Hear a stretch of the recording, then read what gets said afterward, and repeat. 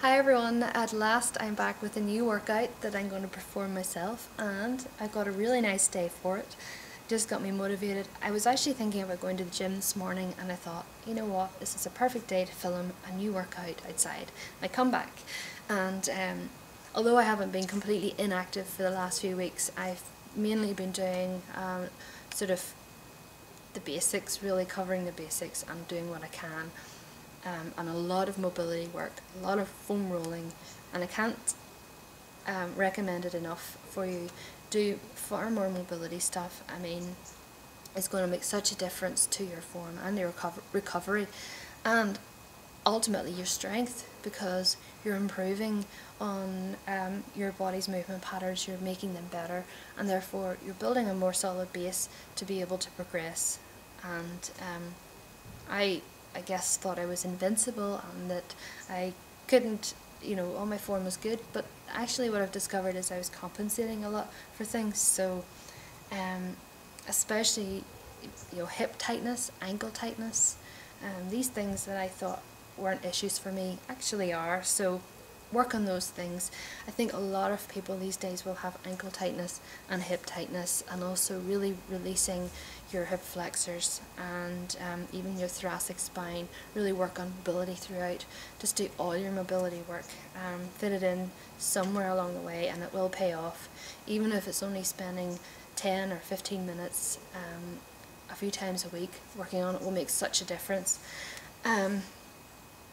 And that's my little word of advice.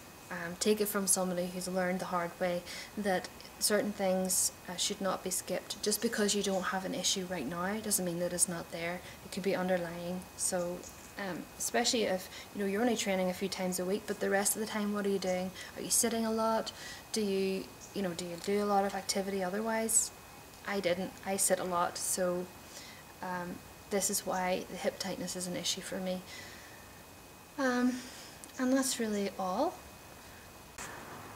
Okay, so I guess I better get on with the workout. I'm just thinking, is there anything else I need to say? No, I should get on with the workout. So I'm going to get warmed up here. I've done some mobility work, foam rolling already. Just going to finish off my warm up and get on with the workout.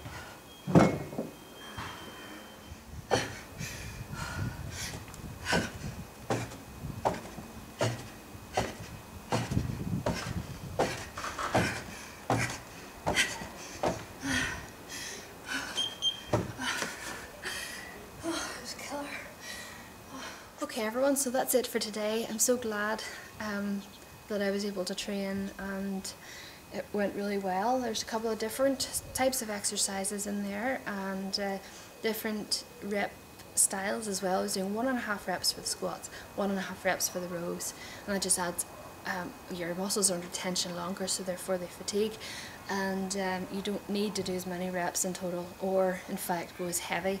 So an extra challenge there for those in a different way.